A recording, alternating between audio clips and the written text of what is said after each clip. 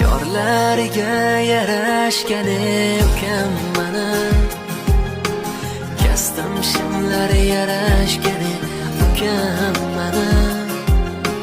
Bugun 2 oilaga hammadan ko'p quvonchlarni ulashgani ukam mana. Kelin bilan baxtli bo'ling ukam mana. Oyijonni xursand qiling ukam mana. Otam bergan nasihatni unutmasdan, otamizdek inson bugun ukam mana.